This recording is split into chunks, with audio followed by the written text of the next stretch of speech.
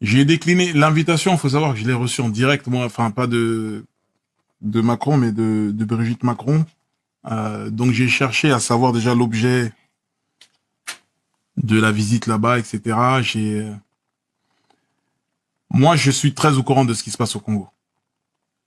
Je suis très au courant de ça.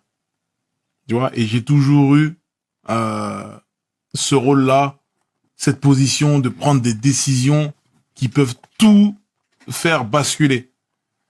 Tu vois. Donc j'ai dû décliner. J'ai dû décliner l'invitation parce que ça me semblait trop compliqué et c'était justifié aussi quand on regarde les Congolais, quand on regarde leurs revendications, et ils sont pas en train d'inventer une histoire, tu vois. Donc moi en tant que Congolais, arriver comme ça euh, avec le chef d'État français, c'était pas la meilleure idée. On t'en aurait voulu. C'était pas la meilleure idée, on m'en aurait voulu et je peux comprendre pourquoi on m'en veut par rapport à ça. Tu vois. Donc j'ai eu une réflexion de 24 heures, j'ai réfléchi un petit peu, bien avant que ça parte sur les réseaux, etc. J'en ai jamais parlé, moi. J'en ai jamais parlé. Je crois que c'est justement Kémy Seba qui a mis ça sur avec un tweet. Moi, j'en avais jamais parlé parce que je me suis dit, bon, personne va, quoi qu'il arrive, j'ai pas à dire que j'ai décliné, Macron m'a invité, j'ai décliné, etc. Je n'y vais pas, c'est tout. Parce que c'est politique, c'est machin, j'ai pas envie. Le Congo, c'est un pays spécial. Les artistes sont des politiciens. Ils sont considérés comme des députés. Donc, arriver là-bas, non, c'était pas la meilleure des choses. C'était pas la meilleure des choses, je l'ai pas senti. Encore une fois, tu marches au feeling, donc c'est très bien. Mais toi, c'est quoi ton avis, tu sais, par rapport au conflit même qu'il y a là, au sein même du pays, tu vois, à l'est du pays plus Avec précisément. M23, tout ça. Absolument. C'est quoi toi ton regard par rapport à tout ça? Mon regard, c'est le regard du peuple aujourd'hui. Ouais. Tu vois, ce que je sais, je l'apprends du peuple. C'est eux qui vivent ces scènes-là, c'est eux qui vivent ces atrocités. Moi, je suis pas sur place. Tu vois, je ne fais que répéter des choses qui se passent dans le Kivu, qui sont réelles. Et pourquoi tout ça? Pour des matières premières. Qui arme ces gens-là? Etc., etc., etc. Tu vois, c'est quelque chose qui nous ramène à un niveau céleste où tu n'as plus d'oxygène. Tu vois? Et ça sert à rien de rentrer dans les détails là dans l'émission. Sinon, on va aller vraiment très très loin. On va parler de certains chefs d'État, etc. Mais la colère est justifiée. La colère est justifiée. Il y a un génocide, un massacre au Congo depuis trop longtemps.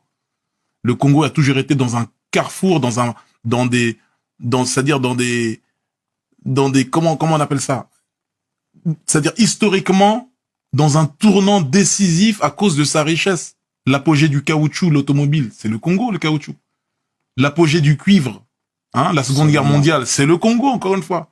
Le diamant, la colonisation belge, Léopold Ier, qui n'a jamais mis les pieds au Congo, qui a choisi le Congo comme ça, comme s'il jouait aux Sims. Encore le Congo.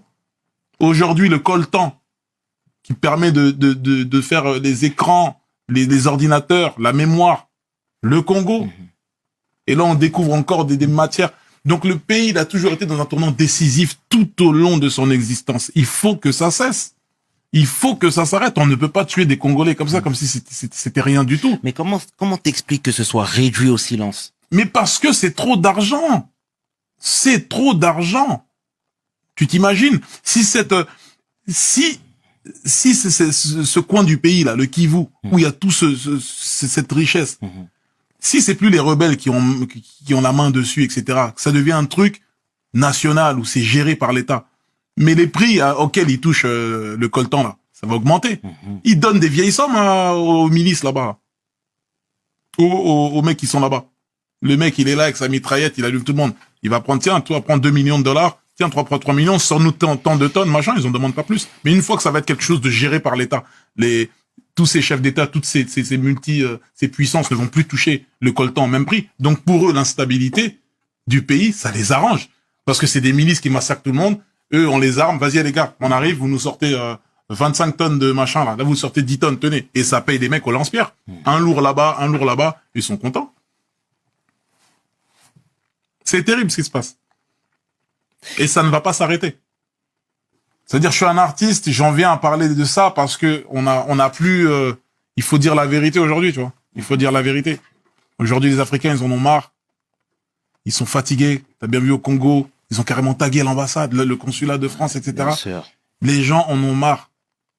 C'est difficile en Afrique. Et là, en France, on commence à se retrouver, pour certaines familles, dans des situations comparables à celles des Africains. Tu vois? Donc, c'est terrible. Est-ce que c'est des choses, c'est des sujets, pardon, sur lesquels tu discutes avec les chefs d'État, par exemple? Bien sûr. Bien sûr, je discute de ça. J'étais avec Madame Ouattara il y a pas longtemps, hein, chez elle, à Assini. On parle du changement, on parle du progrès. Tu vois, la Côte d'Ivoire, c'est un pays que je félicite. Ça avance, ils sont sur un projet du métro, de métro, là, carrément.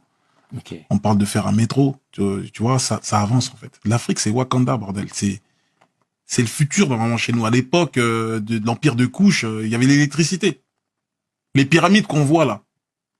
Au sommet, il y a de l'or. L'or, c'est le meilleur conducteur pour l'électricité. C'était des foutues antennes. Les gens avaient l'électricité. Les gens, ils n'arrivent pas à comprendre ça. Les Égyptiens, la science qu'ils avaient, ça dépasse l'entendement. Et les historiens le savent. L'Afrique a peuplé l'Europe avant les Européens. On les appelait les Afropéens. Ils ont été décimés par les vrais Européens, entre guillemets, qui venaient d'Asie. Qu'on les appelait les Yamnayades. Tu vois?